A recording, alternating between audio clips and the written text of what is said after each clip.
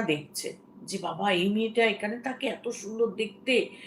ভয় পায়নি। ওরা তখন মানে একটা মানে হয়ে গেছে যে এত সুন্দর দেখতে মেয়েটা এখানে থাকে।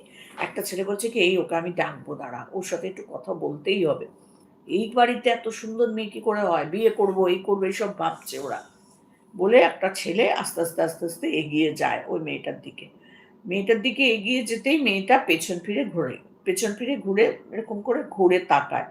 ঠিক আছে? যখন ও সামনাসামনি যায়, ঘুরতেই ওরা দেখছে মেয়েটার মুখ মানে মাথা, মুখ সব থ্যাতলানো।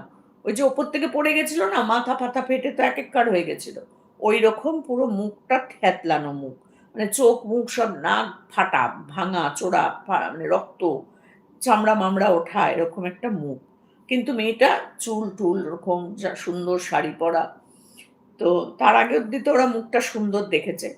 যেই কাছে গেছে ওরকম মুখ দেখে ও পেছন দিকে মানে ওরে বাবারে বলে সরে এসছে।